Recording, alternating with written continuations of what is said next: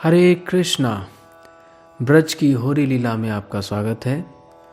यह है 40 दिवसीय होरी लीला ब्रज में बसंत पंचमी से फागुन पूर्णिमा तक मनाई जाती है। इन 40 दिनों में भगवान कृष्ण ब्रजेंद्र नंदन श्याम सुंदर विचित्र वेश विचित्र बोली को धारण करते हैं।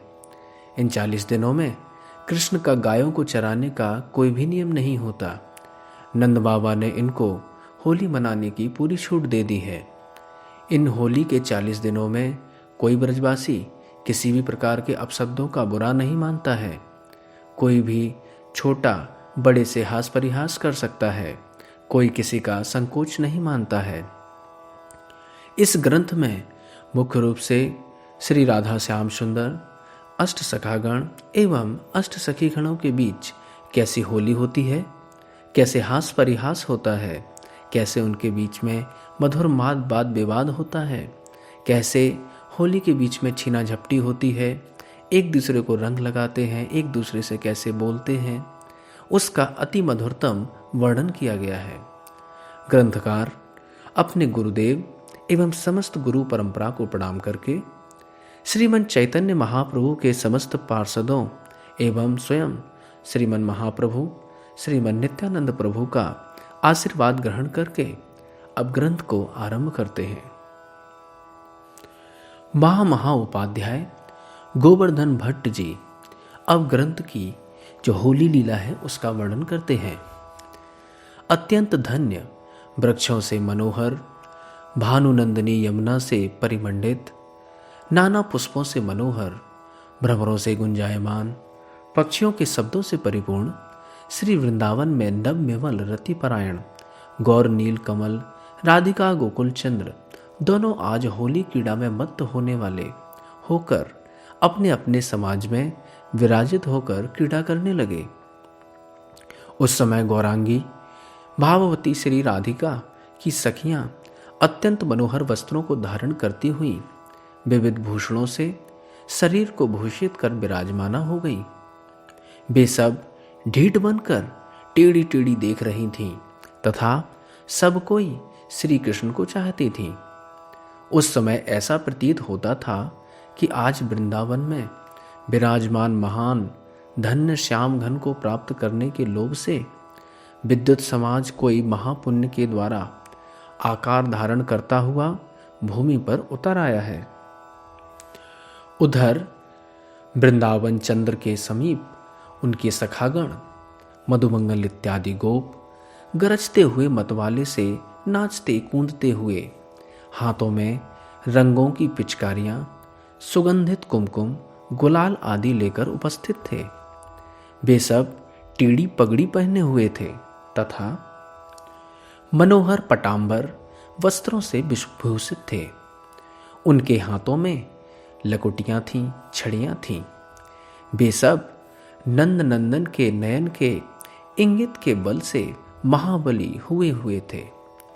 उनको देखकर कुल अवतियां भयभीत होने लगी। उसी समय भेरी, वंशी, वीणा, मृदंग आदि मनोहर वाद्यों का अतुल मनोहर शब्द मानो दोनों पक्षों के बीच में होकर आकाश में पहुंचा। उसकी माधुरी से पक्षियों का मन प्रफुल्लित होने लगा। वे सब घूर्णा को प्राप्त हो गए तथा पलक शून्य मौनी होकर मंडली रूप से स्थित रहे। वो सभी पक्षीगण वहां की शोभा श्री राधा श्याम सुंदर, अष्ट सखियां, अष्ट सखागण और भी अन्य गोप गोपियों की भावमयी मूर्ति और भावमयी चेष्टाओं को देखने लगे और मौन होकर उनके ऊपर ध्यान लगाने लगे। तब श्री हरि कृष्ण श्री हरि श्याम सुंदर ने नृत्य आरंभ किया। लावण्य धाम ब्रजराज नंदन के हर्षपूर्ण चक्राकार मित्र वर्ग में अतुलनीय शोभा को देने वाला तथा गान से पुष्ट मनोहर उन्मद नृत्य से आज नम्रा, नृत्यशीला, स्मित नयना, पुलकनासिका, चंचल ओष्ठ वाली श्री राधिका के मुख को काम कीला अनुकरण करते रूप से रस कला से अलंकृत किया। प्रमोद से पूर्ण हृदय वाले गोपों के द्वारा अभिनंदित उस श्री कृष्ण के द्वारा अद्भुत कला से परिपूर्ण नृत्य को देखकर मधुमंगल भी उमंग में भरकर नाचने लगा। अत्यंत आवेश में उसकी भुजाएं हिलने लगी थीं तथा जनेऊ कंधे से गिरकर पांव पर आने लगा। उसने उल्लास के साथ उन्मत्त नृत्य किया। वह मधुमंगल होली है, होली है, इस प्रकार कठोर शब्दों के साथ बारंबार गरजता हुआ अपने सर्वांग को ऐसा विकृत बनाता था कि जिससे ब्रज रमणियां हंसने लगती थीं तथा समस्त सखा प्रसन्न हो जाते थे। उसका मुख कस्तूरी से सना हुआ था तथा वह अत्यंत टेढ़ी पगड़ी पहने हुए था और उसका गर्दन मोटा और लंबा था। हे सखा गिरिधारी, ये सब गोप रमणियां क्या कर रही हैं और हमारा क्या कर सकती हैं? तुम भय मत करो, मैं अब क्षण भर में अपने महान ब्रह्म तेज से इन सभी को परास्त कर दूंगा। देखो मेरे ब्रह्म तेज की राशि, अब मैं इसको प्रकट करता हूं। इस प्रकार कहता हुआ सत्यपुत्रा दिखाने के लिए चारों ओर जनेऊ ढूंढने लगा मधुमंगल, परंतु वह तो पहले से ही कंधे से नृत्यावेश के कारण कहीं अन्य गिर चुका था।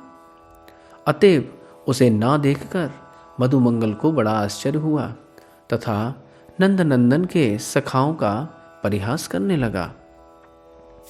तब मधुमंगल लकुटिया लेकर 2-3 हाथ आगे चलकर फिर पीछे को मुड़ा तथा हंसते हुए गोपों को निरादर पूर्वक ताना मारता हुआ और ब्रजराज नंदन श्री कृष्ण को इंगित करके समझाने वाले सखा को आते हुए ना देखकर ऊंचे स्वर में गाली सुनाता हुआ अपने समाज में प्रविष्ट हुआ। वहां जाकर मधुमंगल मिथ्या क्रोध दिखाता हुआ, अरे निर्बल कृष्ण सखाओं, अपने अपने घर के लिए चले जाओ, मेरा बल अभी कहीं गया नहीं है, अभी अपने प्रभाव से गोपियों को भगाता हूं। इस प्रकार सखाओं को सुनाने लगा मधुमंगल। ये धूर्ता गोपियां मुझे छल बल से अपने समाज के भीतर डाल करके जल से भिजाना और डराना चाहती हैं।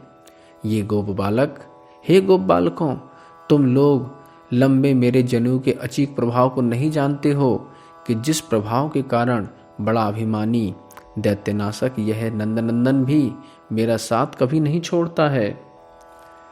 मधुमंगल आगे कहते हैं, हे कृष्ण, भाग्यवश तुम ब्रजराज के नंदनंदन बने हो।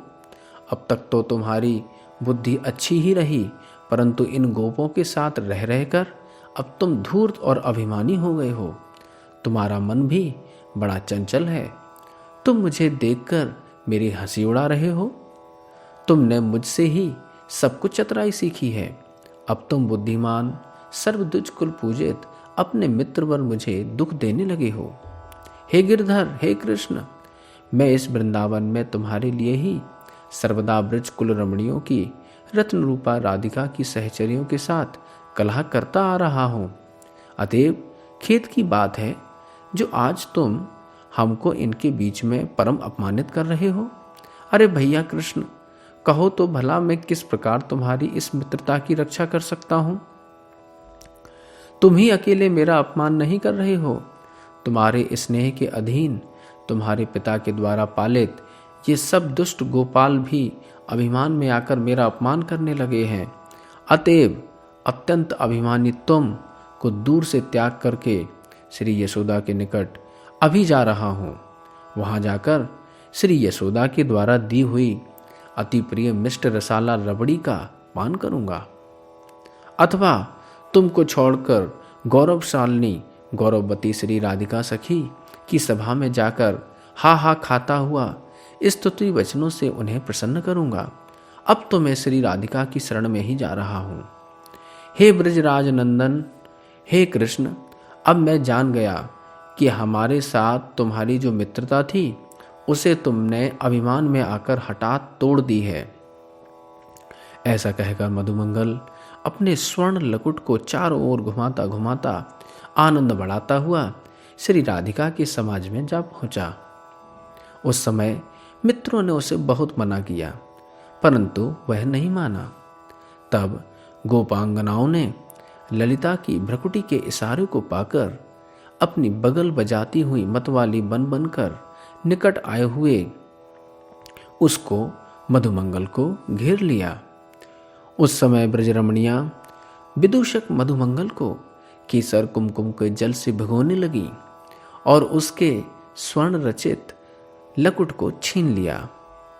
गोपियों ने राधिका के इशारा पाकर उसके वस्त्र को खींचकर उसे पकड़ लिया और बलपूर्वक उस मधुमंगल को बांध दिया। तब तो वह अत्यंत चिल्लाने लगा। तब तो बंधा हुआ मधुमंगल मन ही मन आनंद समुद्र में डूबता हुआ गोकुल के नवीन युवती युवक राधा गोविंद की केली कलाओं का दर्शन इच्छा से श्री राधिका की प्रति कहने लगा, हे श्री राधे, देखो मैं अति कपटी उस ब्रजराज नंदन को छोड़कर तुम्हारी शरण में आया हूं। हे पवित्र करुणा धारा स्वरूपिणी, मुझे अपने साथ रखिए। तुम्हारी ही प्रेरणा से तुम्हारी इन सब सहचर्यों ने मुझे बांध लिया है। मैं तो एक ब्राह्मण बालक हूं। इस प्रकार बांधना तुम्हारे लिए उचित नहीं है। कहाँ तो शरणागत जन की रक्षा करनी उचित थी और कहाँ उसे बंधन में डाल दिया गया है।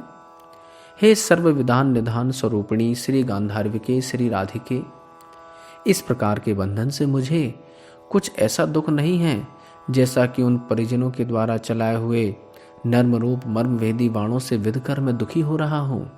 अतएव गोपराज नंदन को छोड़कर तुम्हारे चरण कमल के पास में आया हूँ। हे वृंदावनेश्वरी, हे श्री राधे, मुझ शरणागत की तुम रक्षा कीजिए। इस अभिमान मुद्रा का त्याग कीजिए, अथवा तो वृंदावनेश्वर श्री कृष्ण के प्रति अत्यंत बलवती इस दर्प मुद्रा को दिखाइए। हे श्री राधे, हे गोकुल चंद्र के परम दैते, हे परम सौभाग्यवती, हे श्रेष्ठे, हे माधुर्य राशि स्वरूपिणी, कुल युवतियां आपके सौंदर्य सार को ढूंढती रहती हैं। श्री कृष्ण ने मेरे साथ सख्यता त्याग दी है। ऐसा जानकर भी तुम्हारे परिजनों ने, इन सखियों ने मुझे बांध लिया है। अब तुम मुझको अपना जानकर अतिशय कृपा प्रवाह के द्वारा मेरी आशा पूर्ण करो।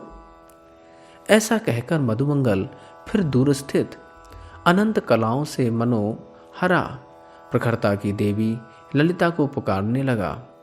हे ललिते, तुम वह हो जिसकी नेक टेढ़ी भुएं कर देखने कर नंदन भयभीत होकर दोनों हाथ जोड़ता हुआ सर्वदा चाटुकारिता करते रहते हैं। हे ललिते, मैं आपका जन हूँ, मुझे छोड़ दीजिए। देखिए ना, श्री कृष्ण के ऊपर मुझे कुछ संदेह हो गया है, जिससे मैं नाराज होकर परिजन युक्त श्री कृष्ण को छोड़कर राधा चरणारविंद में आ गया हूँ। देखिए ललिते, अभी कृष्ण को लाकर तुम्हारे समीप हा विनती करवाता हुआ उसे पराजित कर दूंगा। तब अपनी सखी राधिका के सुख की संपक कामना करने वाली ललिता आश्चर्य सा मानकर अपने सखा को कहने लगी, हे बोलने में परम चटू बटू, अहो अहो कहो, तुमने श्याम नट के परम सख्य को किस प्रकार छोड़ दिया है। हाय हाय, हे मुग्ध, जो सर्वगुणों से युक्त हैं, सख्य रस से पुष्ट हैं, यश में प्रसिद्ध हैं, भावों में संतुष्ट हैं, स्वभाव में शिष्ट हैं, बेणु बजाने में श्रेष्ठ हैं, उन श्री हरि, उन श्री कृष्ण के स्पष्ट रूप से तुमने कैसे त्याग कर दिया। यह तो बड़े दुख की बात है। मधुमंगल ईर्ष्या सहित कहने लगा, हे ललिते, तुम परीक्षा कर रही हो क्या। जिसके वंशीनाद रूप कालकूट से गर्जित होकर जर्जरित होकर परम विदग्धा तुम सब मोहित हो गई हो, उस गोपराज नंदन को मैं भली भांति जानता हूँ। वह सतियों के सती व्रत को विध्वंस कर देने वाले बेणुनाद अमृत से सबका धैर्यनाश कर देने वाला है।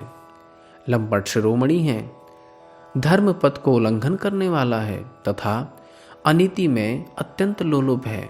तुम श्री कृष्ण को ऐसा ही समझो।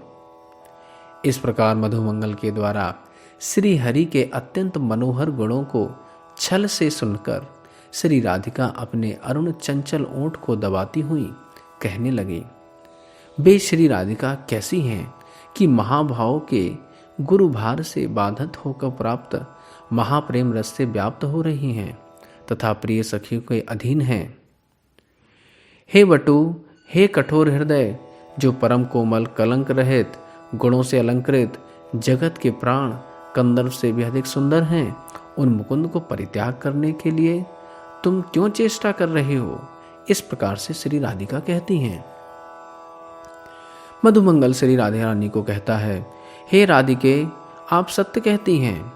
आप तो सखियों की शिरोभूषण स्वरूपा हैं। देखिए, मैं इन पवित्र पाद पद्म धूलि के पास आया हुआ हूँ कि जिन पद की कांति से ही स्फूर्ति मात्र से श्याम सुंदर दृढ़ता छोड़ देते हैं, कोचारण भी भूल जाते हैं, अधिक तो क्या अपने पीत वस्त्र तथा बंसी को भी सुध-बुध भूल जाते हैं। अपने से प्रेम रखने वाले ऐसे बंधु को पाकर भाग्यवती अपने आपने फिर अपने मुझ सखियों से बंधवा लिया है। हे बूचते, हे श्री राधिके, ऐसे तो पीठ में मुझे बहुत ही जलन हो रही है, मुझे एक फोड़ा भी हो रहा है, उससे उस ग्रीष्म से मुझे बड़ा ही कष्ट होता है। आपने फिर बांध डाला है, मैं अपनी पीठ को कैसे खुजाऊं? क्या दुखी को और दुखी देना उचित है क्या? इस प्रकार नर्म परिहास से परम पटु वह ब्राह्मण मधुमंगल के वचनों को श्रवण कर चंद्रवदना श्री राधिका कर्णामृत की बाण से सराबोर हो उसके पास आ गई और ब्राह्मण श्रेष्ठ मधुमंगल के बंधन को खोलने लगी। उसके कंधे पे जनेऊ न देखकर अचरज भरी आप श्री राधिका उससे पूछने लगी। राधिका कहती हैं, हे पवित्र, हे बुद्धिमान, हे ब्राह्मण पने का अभिमान रखने वाले बटुक, तुम्हारी जनेऊ कहाँ चली गई है? तुम तो गोपों को अपमानित करते हुए अपने को उत्तम मानते हो। तुमको आचार विचार आदि धर्म से रहित जानकर ही तुम्हारी जनेऊ दुखित हो तुमको छोड़कर कहीं चली गई है। तुम्हारा जनेऊ तुमको दुखी जानकर आचार से रहित होकर तुम्हें कहीं छोड़कर चला गया है। अतएव अब तुम गर्व मत करो। इस पर मधुमंगल श्री राधा रानी से कहते हैं, हे श्री राधे, यह मेरा ब्रह्म तेज जनेऊ के अधीन नहीं है। तात्पर्य, अन्य ब्राह्मणों का तेज जनेऊ के अधीन रहता है और हमारा तेज स्वाधीन है। अतएव औरों से हमारी विलक्षणता है। देखो, तुम्हारी सखियों में अल्प बल होता है, इसलिए वे कृष्ण के आगे नहीं ठहर सकती हैं। यह सब मेरे बल का प्रभाव है। ऐसा कहकर वह मधुमंगल बगले बजाता हुआ कूदने लगा और भांड की चाल से नाचता हुआ बड़ा भारी शब्द करने लगा, हो रही है, जिससे रमणी समाज वह सखी गणों को अत्यंत हर्ष हुआ। इस प्रकार विकसित मुखी नृत्य गान आदि कलाओं को विस्तार करने वाली सती स्वरूपिणी राधा सखियों के द्वारा हंसे जाने पर मधुमंगल अपने कंधों और मुख को चलाता हुआ मधुर नृत्य करने लगा। इस प्रकार राधिका को प्रसन्न कराकर वह अपने को कृतार्थ मानता हुआ गोविंद आनंददायिनी श्री राधिका से कहने लगा, हे श्री राधे, हाय, मैं क्षुधातुर हूँ। देखिए, मेरा उदर एकदम सूख गया है, मेरा पेट छाती से चिपक गया है। मुझे अब मिश्री से युक्त पेठा मिठाई दीजिए। उस समय चित्रा ने कहा, हे राधे, यह ब्राह्मण बालक जनेऊ के बिना भोजन को किस प्रकार कर सकता है? हाँ, मैंने जान लिया, इसका तेज क्षीण हो गया है, इसलिए यह कंगाल हो गया है। यदि ऐसा नहीं है तो विनीत सतपथ में रहने वाले ब्रजराज नंदन को क्यों इसने छोड़ना चाहे, या ब्रजराज नंदन ने इसको क्यों छोड़ना चाहते हैं? अथवा विनीत सतमार्ग में रहने वाले इसी की मित्रता को क्यों छोड़ना चाहते हैं? इसको ब्राह्मण जानकर महान धन की भांति अन्य मित्रों से अधिक इसका आदर करते थे तथा इसके दोषों को भी नहीं गिनते थे से ब्रजराज श्री कृष्ण। यह इनकी महान मूर्खता है कि यह उन कृष्ण को छोड़ के रहा। चित्रा के वचनों से कुछ रुष्ट होकर नर्म परिहास करने के लिए वह मधुमंगल बालक मस्तक हिलाता हुआ हुंकार करने लगा तथा गुणों से अगाध राधा के प्रति बोला, हे श्री राधे, यह धूर्ता तुम्हारी ब्रह्मचारी तुम्हारे हमारे ब्रह्मचारी की विडंबना कर रही है। इसको मना करो। मुझे छोटा मत बनाओ। मैं सामान्य ब्राह्मण बालक नहीं हूँ। मैं जनेऊ की शपथ खाकर कहता हूँ, तुम्हारे सामने सत्य कह रहा हूँ कि हरि को छोड़कर तुम्हारी जय की इच्छा से मैं यहाँ आया हूँ। हे करुणा निधान हृदय वाली महानीतिज्ञ वृषभानु नंदिनी, हंसी छोड़कर आज मुझे हृदय मोदकारी नवीन मोदक दीजिए। इस प्रकार विनती कर चित्रा ने उसके पसारे हुए हाथ में ल्यो मोदक खाओ ऐसा कहकर हंसती हुई निसंग होकर कुमकुम की डली रख दी। इस पर कुमकुम की डेली को फेंक कर क्रोध करता हुआ मधुमंगल कहने लगा, हे चित्रे, तुम्हारा इसमें रत्ती भर भी दोष नहीं है। परम बुद्धिमान होकर भी इस बटू ने जो हरि को छोड़ा है उसी का यह फल भोगना पड़ रहा है। ऐसा कहकर वह शीघ्रता से चलने लगा, परंतु ललिता शीघ्र गति से उसके पास जाकर लठिया से उसे रोककर, क्यों चले जाते हो? तुम भूखे हो? लो एक और फल देती हूँ, शीघ्र खाओ। इस प्रकार कहने लगी। तब महान करुणामयी राधिका हंसती हुई भ्रूभृंग के द्वारा प्रखरा ललिता को मना करती हुई निज प्राण वल्लभ के प्रिय सखा बटु मधुमंगल को मोदक का भोजन कराती हुई प्रणय रसालिनी आप भी सखियों के साथ अत्यंत प्रसन्न हुई। उस समय आनंद विधात्री श्री विशाखा सख्यामृत प्रभाव से प्लावित राधिका को हरि प्रेम विकारों से भूषिता देखकर हंसती हुई उनसे कर्ण मधुर वचन कहने लगी। विशाखा जी श्री राधिका से कहती हैं, हे सखी राधिके, तुम्हारे शरीर में इस प्रकार बलवान खेद क्यों उत्पन्न हो रहा है? हठात तुम्हारे दोनों नयन कमल क्यों अश्रु से भर गए हैं? अहो, रोमांच के साथ साथ कंप निरंतर तुम्हारे अंगों को चंचल कर रहा है। तुम्हारी वाणी गदगद हो गई है। उस महान स्वर भंग को तुम रोकने में असमर्थ हो रही हो। हे सुंदरांगी, इतने पर भी तुम कंधे को झुकाकर ठहरी हुई हो। तुम्हारे अधर में कुछ हास्य रेखा देखने में आ रही है। चेष्टा भी तुम्हारा विस्मयकारी हो रही है। ना जाने तुम प्रसन्न हो अथवा दुखी हो। तब राधिका विशाखा से कहने लगी, हे सहचरी, जिनके अंग हरिचंदन से अंकित हैं, जिनके अंग की कांति कर्णकोटि कामदेव को पराजित कर रही है, उस गोकुलराज नंदन श्री कृष्ण के लिए मेरा मन कामना कर रहा है। अपने आप ही मेरे मन की यह दशा हो गई है, मैं क्या करूं? इस प्रकार कहती हुई सती शिरोमणि श्री राधिका निज सखियों को चकित करती हुई शीघ्र ही किसी अपूर्व दशा को प्राप्त हो गई तथा अपने नाम का उच्चारण करने वाले बंसी रब को बारंबार सुनाती हुई नैनों की कोर से श्री कृष्ण को देखने लगी।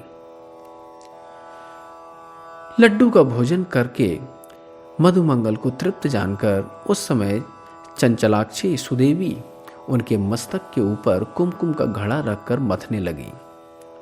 क्योंकि होली हो रही है, मधुपान से मत वाली गोकुल रमणियां अत्यंत कौतुक के साथ स्वर्ण पिचकारियों से निकलते हुए नाना प्रकार के जल की धाराओं से मेघ की भांति उसे मधुमंगल को तराबोर करने लगी। ब्रजवनमताओं ने श्री राधिका की सुखकारी हास्य परिहासशील श्याम सुंदर के सखा इस बटु मधुमंगल को प्रचंड नृत्य चातुरी दिखाने वाले इस बटु मधुमंगल को चारों ओर से घेर लिया। नाना प्रकार के सुगंधित चूर्णों से उसकी नाना प्रकार की आकृति बनाकर मतवाली कमल नयनी नवीन नीतिमती गोपांगनाओं ने उसे कमल की डंडियों से प्रहार किया।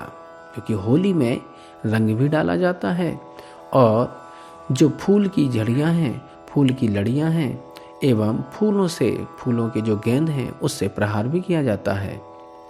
वह कुसुमासव मनसुखा कौतुक करता हुआ घबराया हुआ अपने सखा कृष्ण को बुलाने लगा, क्योंकि उसे सुख देने के लिए ही वह सर्वदा उत्सुक रहता है। जितने भी सखा हैं वो अपने प्यारे श्री श्याम सुंदर कृष्ण को हमेशा सुख देना चाहते हैं और जितनी भी सखियां हैं वो भी अपनी आराध्या श्री राधिका एवं अपने आराध्य श्री श्याम सुंदर दोनों को सुख देना चाहते हैं। यद्यपि इस प्रकार वह गोपियों की करतूतों से प्रसन्न हो रहा था, तथापि बड़े कौशल के साथ दुख का भाव प्रकाशित करता हुआ वह अब श्याम सुंदर को बुलाने लगा। हे गोपाल, हे गोकुल नंदन, हे चंचल गोपियों के मान नाशक, हे बंसी वादन करने वाले, हे सुबल प्रिय, हे उज्ज्वल सखा के प्राण, हे नवघन शरीर, हे मनोहर, हे विद्युत तथा स्वर्ण की भांति पाटांबर पहनने वाले, हे श्री दाम के प्रिय, हे बलराम के छोटे भैया, हे हरे, हे दामोदर, मेरी रक्षा करो। इस प्रकार मधुमंगल के वचनों को सुनकर रसिक मणि ब्रजचंद्र गर्व सहित सुबल से कहने लगे, हे सुबल, क्या तुम बटू के आर्तनाद को सुन नहीं रहे हो? चलो शीघ्र ही बलपूर्वक उसे छुड़ाओ। हे सखा सुबल, इसमें विलंब मत करो। ब्रज वनिताओं की ओर से तुम किसी प्रकार की शंका मत करो, क्योंकि थोड़े बोलने वाले मतिमान अत्यंत धीर चित्त तुम कभी पराभव को प्राप्त नहीं हो सकते। इस प्रकार से श्री कृष्ण ने सखा अपने सुबल को समझा बुझाकर सखियों के बीच में भेजना चाहा, जिससे वह मधुमंगल को बजा सकें। राधा रूपिणी विद्युत के द्वारा अलंकृत हरि रूपी मेघ के दर्शन करने के लिए सदैव उत्सुक अपने दोनों लोचन चातक को सुखी करने के लिए परम चतुर सुबल ने ब्रजराज नंदन के वचनों का आदर किया और मंद मंद चलकर आनंद के साथ गोपांगना समाज में प्रवेश किया। उसका प्रवेश अत्यंत मनोहर था तथा वह परम कौतुकी था। अब श्री राधिका अपने मन में कहने लगी, अरे मन, तुम मुझे क्यों व्याकुल कर रहे हो? तुम श्याम सुंदर के दर्शन के लिए किंचित मात्र भी धीरता को क्यों धारण नहीं कर रहे हो? विश्वास रखो, तुम श्री कृष्ण के केली जनित आनंद को अवश्य प्राप्त करोगे। देखो, प्राण वल्लभ का प्रिय सुबल मेरे नेत्रों के आगे आ रहा है। सुबल राधिका की सखियों को देखकर मुस्कुराता हुआ वृंदा के प्रति हित वचन कहने लगा, हे वृंदे, हे वृंदाटवी, हे वृंदावनेश्वर तुलसी, यह हमारा मधुमंगल क्यों इस प्रकार का रस कौतुकमय महान शब्द कर रहा है? हास्य परिहास में अत्यंत आसक्त चित्त वाले बटू सुबल को देखकर कहने लगा, अरे धूर्त कृष्ण सखे, तुम क्यों यहाँ आ गए हो? मैंने राधिका पाद पद्म का आश्रय ले लिया है, अतएव मैं माधव तथा उसके सखाओं को कुछ भी नहीं समझता हूँ। मैं हरि के महान प्रेम की परीक्षा के लिए ही इस प्रकार महान भय का अनुकरण करके चिल्लाया था, परंतु उसने स्वयं न आकर तुमको ही भेजा। अब मैं उसे जान गया। जाओ जाओ, शीघ्र यहाँ से चले जाओ, मेरे नेत्रों के सामने बिल्कुल मत ठहरो। उसके वचनों को अनसुना करके हंसता हुआ हरि कार्य करने में परम चतुर सुबल वहाँ के कोलाहल को बंद कराता हुआ सोच समझकर श्री राधिका के चरणों में विनीत दृष्टि करके कहने लगा, हे श्री राधिके, हे साधुओं की वंदनीय चेष्टा वाली, सुनिए, नंदनंदन ने ऐसा कह भेजा है कि मेरे मित्र ब्राह्मण बालक की क्यों इस प्रकार की दुर्दशा हो रही है। इस जगत में आपके जैसे ही यदि करुणा हृदय शून्य हो जाएंगी तो प्रीति को रसातल में चली जाएगी तथा न जाने उसकी क्या दशा होगी। आप तो परम करुणामयी हैं, कृपा करके इस बटुक मधुमंगल के ऊपर भी कृपा करिए। उस समय परिहास कुशल तुंग विद्या इस प्रकार से बोलने वाले अत्यंत बुद्धिमान सुबल के पास शीघ्रता से आकर चुपचाप उसके नेत्रों में गाढ़ा काजल लगाने लगी। उससे सुबल के नेत्र भर गए। वह राधा से कहने लगा, देखिए, इन वनिताओं ने महाभागवती आपके द्वारा क्या यही पाठ पढ़ाया है? आपने उन्हें क्या यही शिक्षा दी है? शुद्ध नीति वाले हम पर इस प्रकार की अनीति को अच्छा नहीं समझते हैं। अहो, तुम्हारी पढ़ाई अति विचित्र है। उस समय मनोहर हास्यमुखी रसवती ललिता कहने लगी, यह नीति रसीले दिवसों में देखने में आती है। यह तो होली के 40 दिन हैं। यहाँ मान अपमान कुछ नहीं होता। कोई भी किसी के पास जाकर कैसा हास परिहास कर सकता है। कोई भी किसी के ऊपर रंग डाल सकता है, कोई भी किसी को दुर्वचन भी कह सकता है, कोई भी इसमें बुरा नहीं मानता। ये तो रसीली होली के दिन है। इसको तो रसज्ञों में उच्चतम नागरराज की कोई आलियां ही जानती हैं, अर्थात श्री कृष्ण की सखियां ही इसके तथ्य को जानती हैं। तब वृंदा कहने लगी, हे श्री राधिके, नंदनंदन के इन दोनों मित्रों को अत्यंत मान्यता के साथ छोड़ देना चाहिए। तुम्हारे मनचोर किशोर राज के वचन की ओर तो ध्यान दो। कृष्ण ने ही आदेश दिया है। कृष्ण चाहते हैं कि आप वृंदावनेश्वरी इन दोनों सखाओं को छोड़ दें। तुम तो महान नीतिवती हो, इस पर तनिक विचार करो। इस प्रकार से वृंदा ने श्री राधिका से कहा। तभी ललिता बोल उठी, हे राधिके, विपिन की अधिष्ठात्री देवी, इस वृंदा ने जो कुछ कहा है सो ठीक है, क्योंकि वृंदा तो गिरिधारी के मत में चलने वाली है। ये वृंदा तनिक कृष्ण की ओर झुकी रहती हैं, इसलिए कृष्ण का पक्ष हमेशा लेती रहती हैं। अतएव बटू के साथ इस सुबल को छोड़ दीजिए, आप तो हितमयी हैं। इस प्रकार श्री ललिता के मनोहर वचन को श्रवण कर किशोरदरी श्री राधिका ने ऐसा करने का आदेश दे दिया। महान चतुर सुबल मधुमंगल दोनों माधव के पास शीघ्र चलने लगे। उस समय अभिमानी मधुमंगल श्री कृष्ण के पास आकर कहने लगा, हे गोविंद, तुम्हारे ये सखा मुक्त हो आया है। मेरे प्रचुर पुण्य का ही तो विचार करो कि जिससे मैं सकुशल आ गया। अब शीघ्र कुछ तो पुरस्कार डालो, कुछ तो पुरस्कार मुझे दे दो। तब सुबल उच्चहास करता हुआ मनोहर बोलने लगा, हे नंदनंदन, हे कृष्ण, तुम्हारे सामने अधिक क्या कहा जा सकता है। यह मधुमंगल अभिमानी है, इसकी बुद्धि अब बिगड़ गई है। यह किसी का उत्कर्ष नहीं देख सकता, ना ही किसी का उत्कर्ष चाहता है। यह मेरे गुणों को उड़ा करके यहाँ आकर कुछ का कुछ कह रहा है। यह तो ऊंचे स्वर में चिल्लाता ही रहा। अबलाएं इसे चारों ओर से घेरकर कमल की डंडियों से पीटे जा रही थीं और छड़ियों से पीट रही थीं।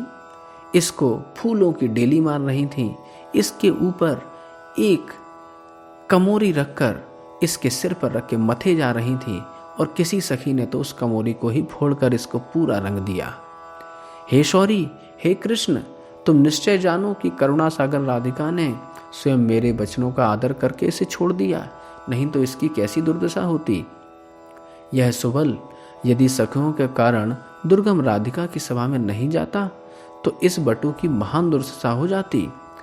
हे हरे, इस बात को तुम्हारा मन स्वयं जानता है।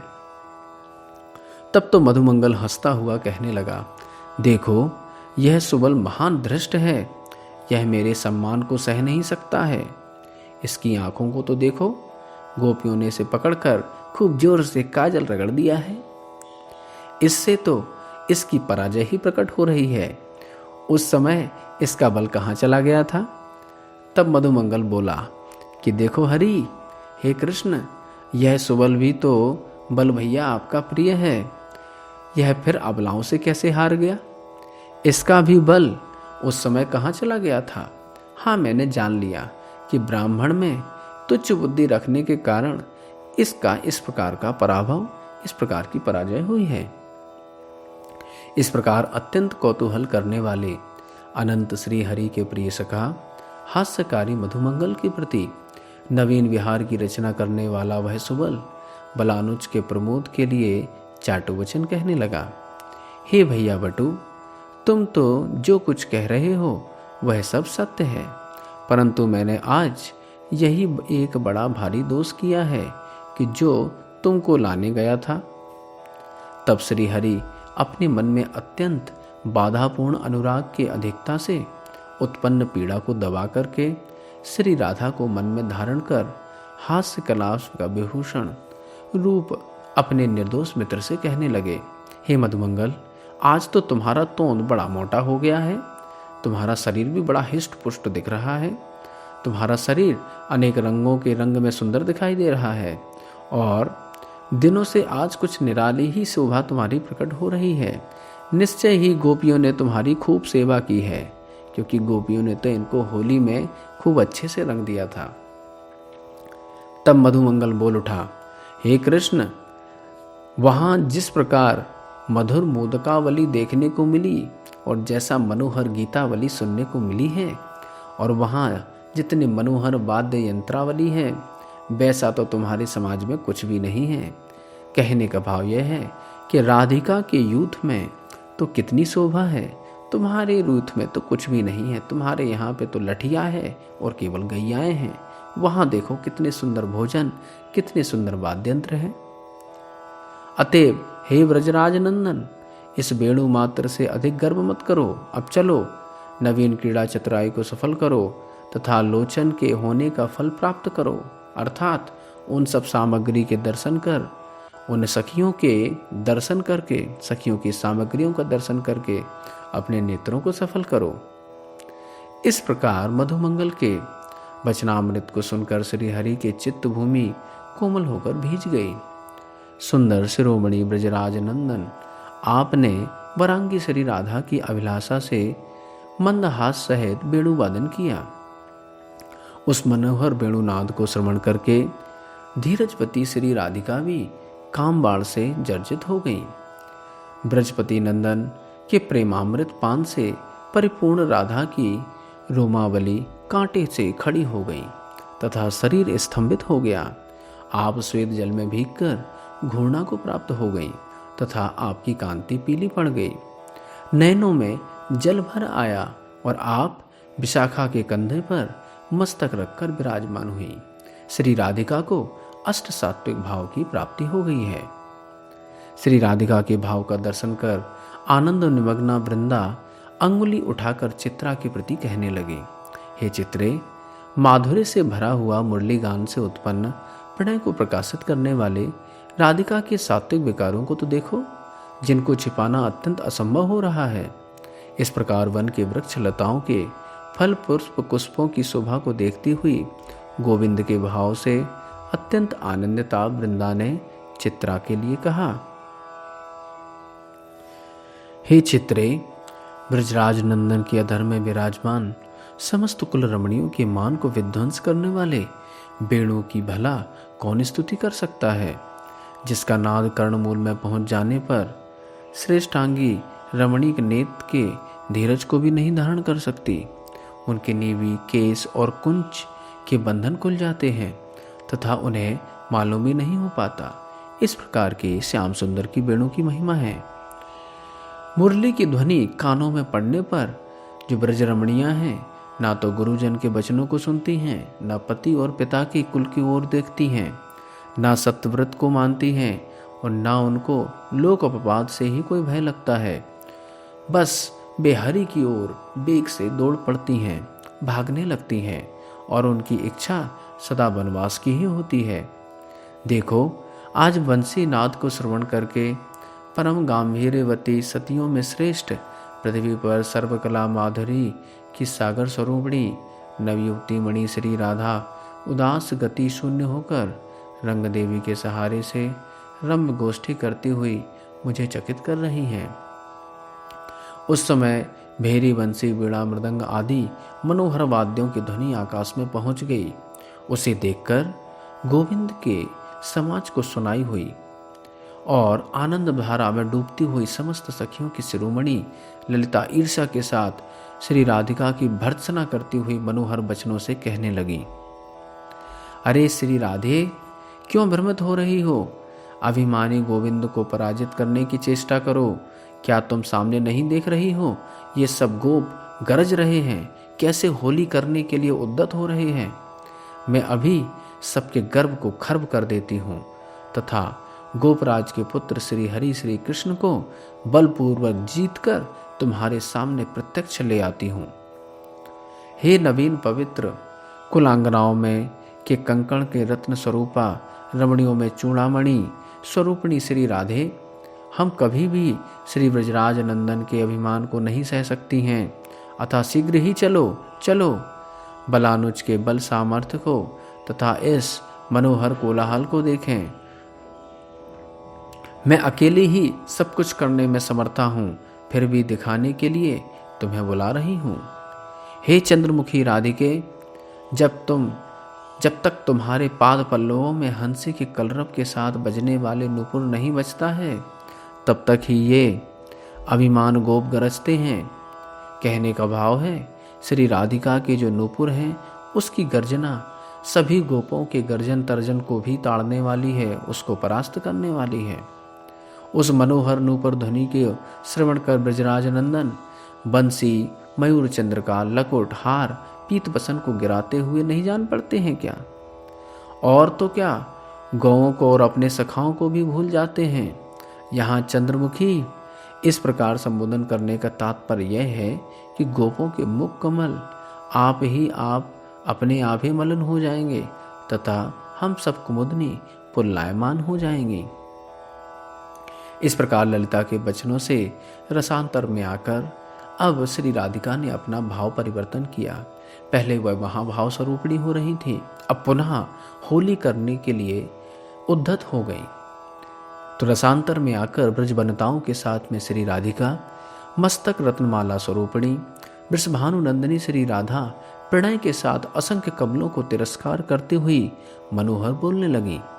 श्री राधिका कहती हैं, हे सखियों, तुम सब शीघ्र ही जय के लिए उद्यम करो। देखो, इन ब्रजराज नंदन के वीर के प्रभाव से बलवान गोपों के प्रचुर अभिमान किस प्रकार हमारे सम्मुख नृत्य कर रहे हैं।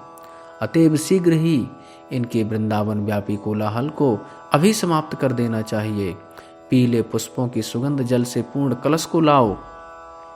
इस प्रकार वृंदावनेश्वरी के मनोहर आदेश को पाकर उनको प्रसन्न करती हुई अथवा तो अपनी अपनी सखियों को महाआनंद देती हुई गोप रमणियां विनय के साथ ऊंचे स्वर से मनोहर गान करने लगी तथा भय रहित होकर गोपराज नंदन के प्रति चलने लगी।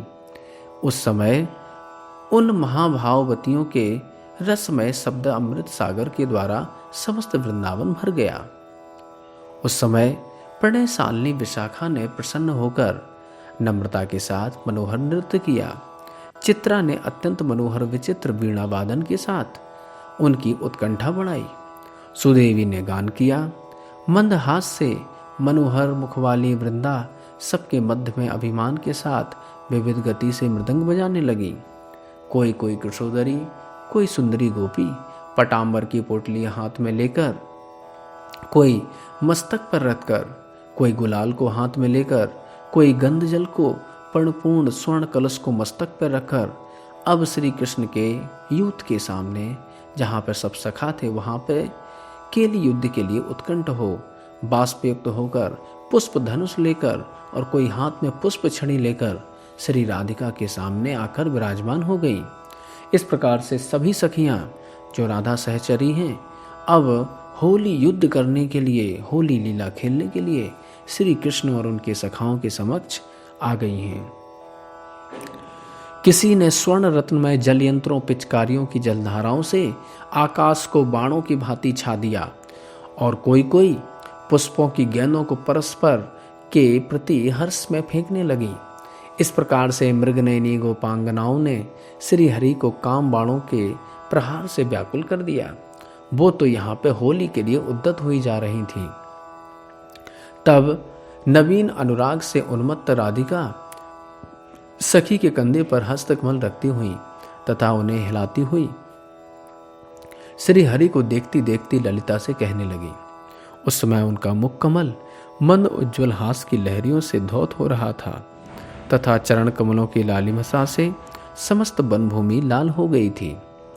हे प्रिय सखी, यह जो अंजन की भांति श्याम शरीर बाला नवीन युवा चतुर बुद्धि वाला पुरुष कौन है, जो अपनी अंग कांति से समस्त दिशाओं को श्याममय कर रहा है तथा मंदहास से किरणों से समस्त वन प्रदेश शुभ्रमय करता हुआ और मेरे नेत्रों में चमत्कार उत्पन्न करता हुआ मेरे चित्त को चंचल कर रहा है।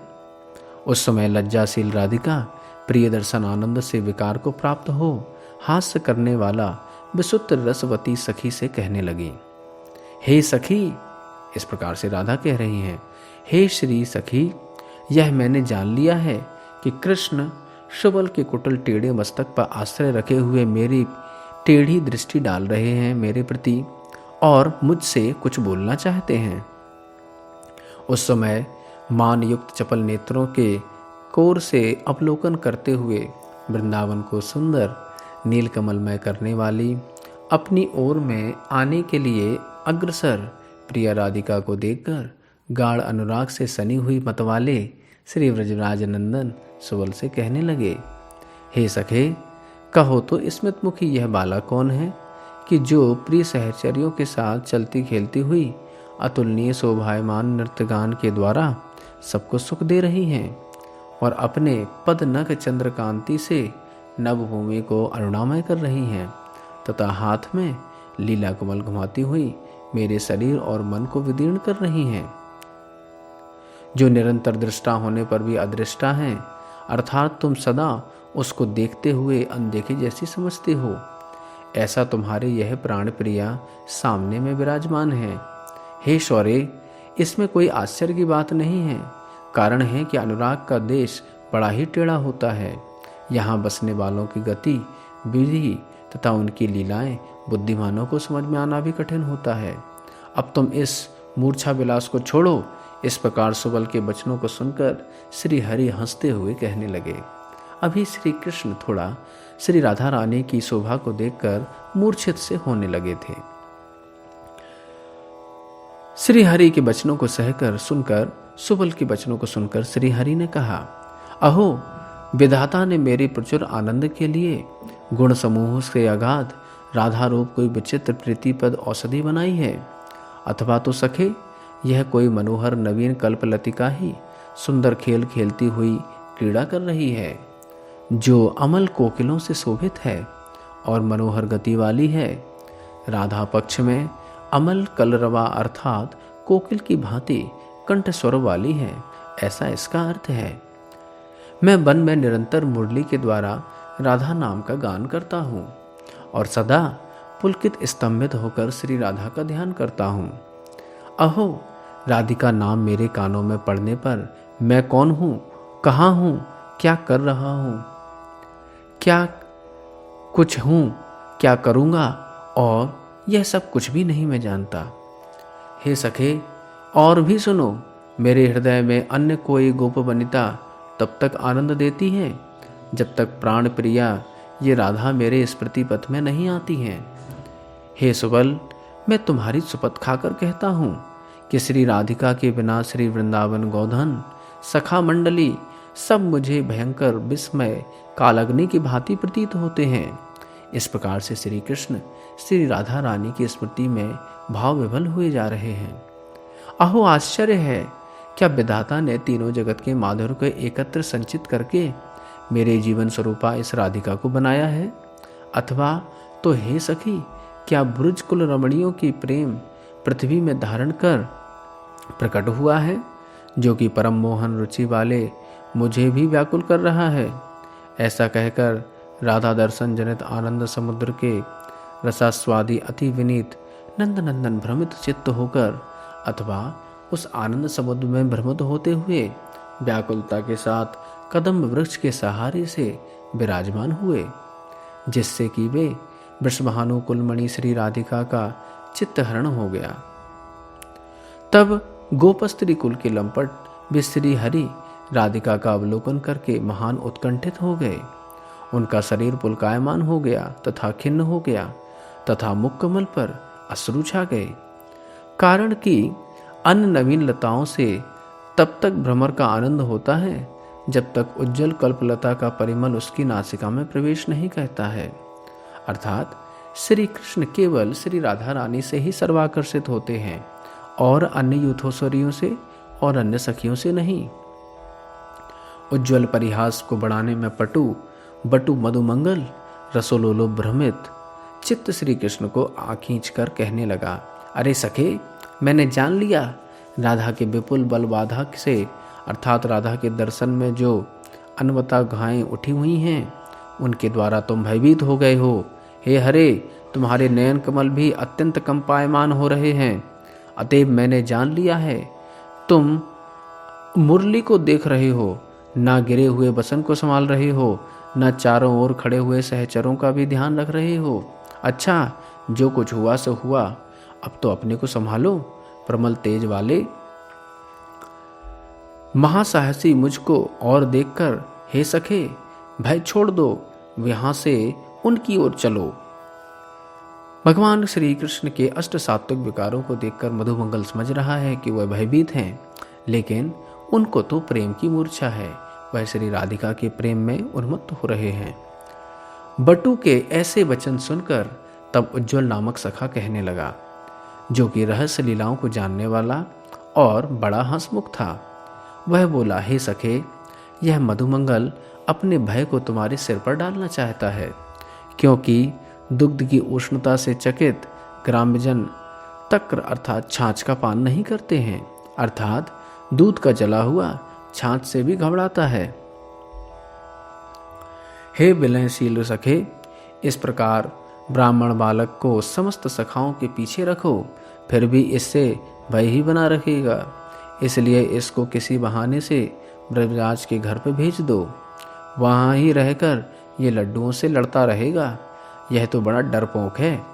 यदि यह उन गोपियों के डर कर शीघ्र ही भाग खड़ा हुआ तो उस समय सबका धैर्य टूट जाएगा। हम लोग कैसे धैर्य रख पाएंगे? अर्थात इसके संग से हम सब पर भी भयभीत होकर हम भाग सकते हैं। और सखे, एक और सत्य बात है। मैं यह जो जान गया हूँ कि यदि अभिमानी गोपरमणियाँ बहुत से पट वस्त्रों से बटू को चारों ओर जाल घेरा सा बनाकर उसको बांध लेंगी तो गोकुलचंद्र तुम भी पराजित हो जाओगे, क्योंकि उसको उस समय छुड़ा कर नहीं ला सकोगे। और राजा के पराजय होने पर सेना रूप हम सब अत्यंत व्याकुल होकर क्या कर सकेंगे? उज्ज्वल सखा के ऐसे वचन सुनकर वह मधुमंगल महान क्रोध करता हुआ कहने लगा, अरे कपटी, तुम्हारा उज्ज्वल नाम किसने रखा है? तुम तो कलह करने में मलिन हो गए हो। मैं कृष्ण का परम हितकारी मित्र हूँ, मुझे भगाना चाहते हो? इस पर बटू ऐसा ही कह रहा था। उधर राधा कर कमल के गंध को प्राप्त गाढ़ मनोहर चंद्ररस श्री कृष्ण के मुख पर पड़ने लगा। अर्थात श्री राधा ने एक चंदन की डेली बनाई जो अर्धसिक्त थी और वह श्री कृष्ण के मुख पर पड़ी। अर्थात श्री राधिका ने अपने हाथों में चंदन रस लेकर श्री हरि के मुख के ऊपर फेंका। उस समय सखी समाज में प्रचुर आनंद का उदय होने लगा। उधर श्री हरि की नववेणुध्वनि कर्णों को आनंद बढ़ने लगी। इस प्रकार से सखाओं और सखियों के बीच में होली युद्ध, जो होली लीला है, वह प्रारंभ हो गया।